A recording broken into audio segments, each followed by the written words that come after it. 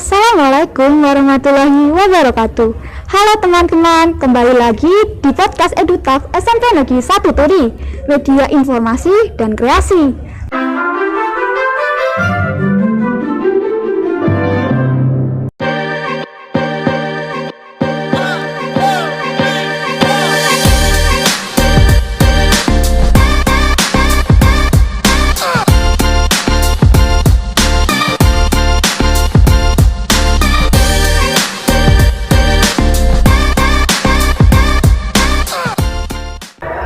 Halo Bu, Assalamualaikum.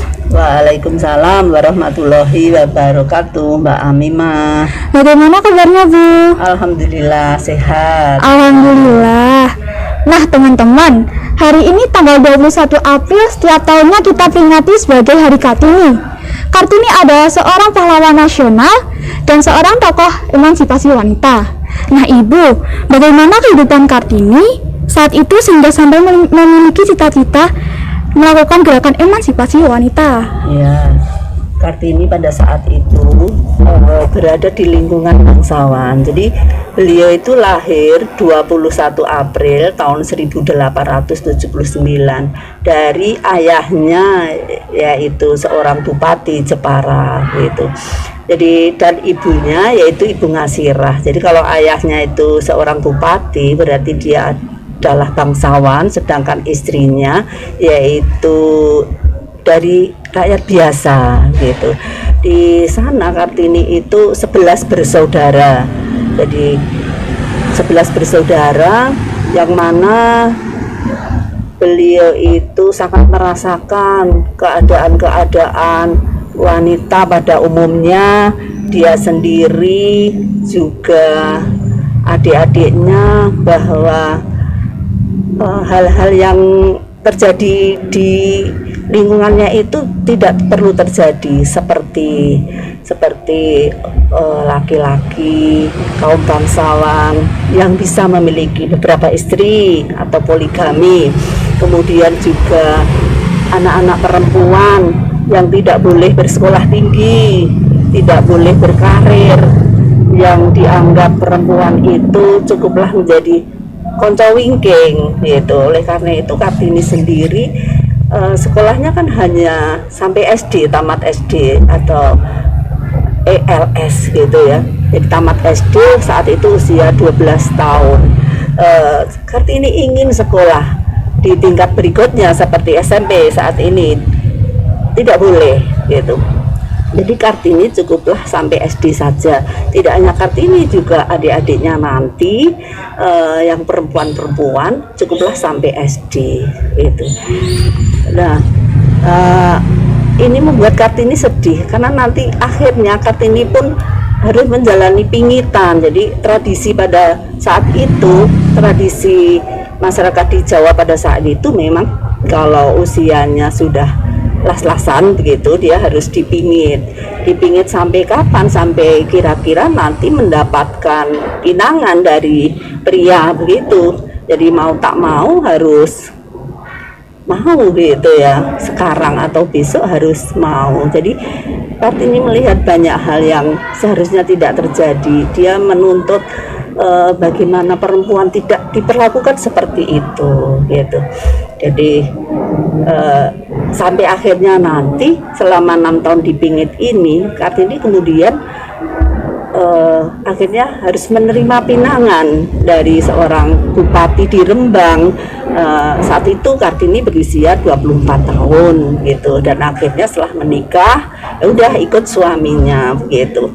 Dan beliau pun akhirnya terpaksa harus wafat ya di usia 25 tahun atau 1 tahun setelah menikah itu.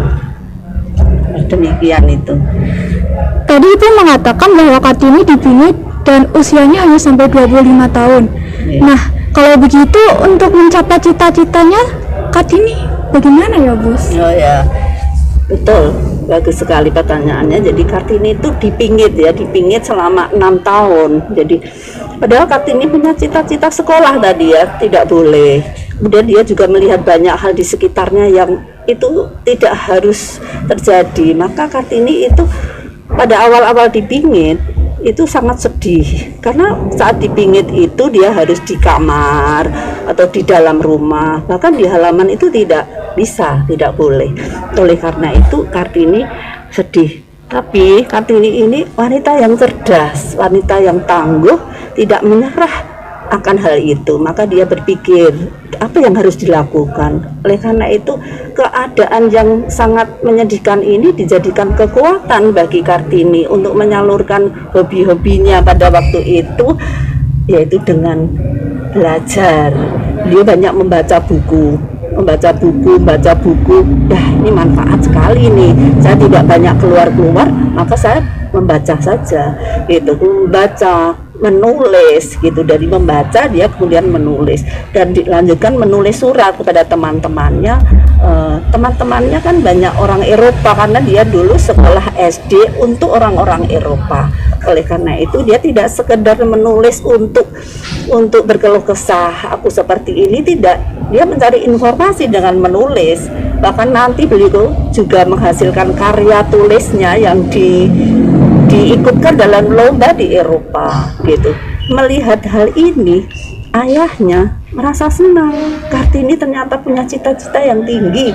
Oleh karena itu nanti ayahnya mendukung, memberi fasilitas, yaitu dengan membelikan buku-buku, berlangganan majalah, berlangganan surat kabar untuk menambah wawasan Kartini. Seperti itu. Jadi ini penting buat orang-orang tua ya, buat orang tua bahwa melihat keadaan anaknya seperti itu difasilitasi gitu. Dan pada akhirnya selesailah masalah pingitan karena melihat Kartini ini luar biasa. Udah pingitannya sudah selesai. Kemudian Kartini diperbolehkan mendirikan sekolah. Jadi Kartini tidak berhenti sampai dengan itu saja, izin kepada ayahnya, bolehkah aku mendirikan sekolah? Boleh, silahkan. Karena memang ayahnya tahu kemampuan Kartini. Kemudian beliau mengajar, mendirikan sekolah yang pada waktu itu ada di sekitar Pendopo Kabupaten, begitu. Nah, sangat bagus sekali ya Bu dan menarik. Kalau begitu beliau orang yang sangat literat ya Bu? Iya betul Mbak, literat. Beliau sangat literat seperti yang dicanangkan oleh pemerintah saat ini bahwa ada 6 literasi dasar yang harus dimiliki oleh pelajar SMP seperti Mbak Aminah itu ya, dan 6 literasi dasar itu yang Raden Ajeng Kartini ini telah melaksanakan. Dari 6 itu sudah melaksanakan 5 gitu, karena yang terakhir adalah literasi digital yang pada waktu itu mungkin belum ada. Beberapa literasi yang harus dimiliki oleh Mbak Aminah juga pelajar yang lain. Yang pertama literasi baca tulis, sudah jelas tadi beliau banyak membaca, banyak menulis gitu ya. Yang kedua literasi numerasi, ya, literasi angka gitu. Beliau juga pada waktu itu diajak oleh ayahnya bersama Kardinah dan Rukmini untuk datang di masyarakat Jepara untuk mendata. Coba ini kamu data ini masyarakat sini penghasilannya berapa, seperti itu. Nanti bagaimana meningkatkan perekonomian mereka. Oleh karena itu nanti literasi yang ketiga yaitu literasi finansial, beliau juga termasuk di dalamnya, karena kemudian dengan angka-angka itu kemudian dia berhitung, kemudian menentukan keputusan dan menghasilkan solusi gitu. Selain itu juga literasi sains, beliau kan menulis karya tulis, kemudian juga ikut lomba, berarti beliau literasi sains. Yang kelima yaitu literasi budaya. Beliau itu sangat literat budaya karena beliau kan melihat banyak budaya di Eropa. Bahkan beliau itu belajar bahasa Inggris, bahasa Perancis, bahasa Belanda, dan surat-surat beliau kan berbahasa Belanda karena itu beliau banyak melihat budaya-budaya lain gitu. Oleh karena itu beliau sangat literat budaya, dan kewarganegaraan jelas bahwa beliau literat kewarganegaraan karena beliau memperjuangkan hak-hak kaum perempuan pada umumnya. Hanya saja literasi yang keenam memang pada saat itu belum era digital. Nah, seperti gerakan yang sekarang ya Bu ya, gerakan GLN, Gerakan Literasi Nasional. Nah Ibu, pesan apa yang ingin Ibu sampaikan kepada kami para remaja supaya bisa menjadi Kartini pada masa kini? Iya. Untuk para remaja supaya menjadi Kartini masa kini, teruslah belajar, teruslah menimba ilmu. Seperti yang dilakukan Kartini, banyak yang bisa dilakukan. Belajar itu tidak hanya di bangku sekolah, tetapi belajar bisa dari mana saja, di mana saja, kapan saja. Lebih-lebih di era digital saat ini, kamu bisa belajar dari mana saja karena informasi begitu terbuka gitu. Dan ada satu kutipan dari Kartini, kata mutiara dari Kartini ini yang sangat menarik buat saya, itu teruslah bermimpi, teruslah bermimpi, bermimpilah selagi kamu bisa bermimpi. Sungguh bagus sekali Bu, kata-kata yang singkat namun Masya Allah maknanya sangat luar biasa. Kelihatan sekali bahwa RA Kartini itu perempuan yang berkualitas, berwibawa, dan berkarisma. Semoga kami bisa menjadi Kartini pada masa mendatang. Amin. Terima kasih Ibu Marina atas penjelasannya. Sama-sama Mbak Aminah. Nah teman-teman, dari penjelasan Bu Marina kita bisa ambil bahwa kita tidak boleh menyerah terhadap suatu kondisi yang mungkin menyedihkan, tetapi kondisi itu dapat dijadikan untuk kita menggapai cita-cita tersebut. Kita harus terus belajar untuk meningkatkan kualitas diri agar bisa lebih baik lagi.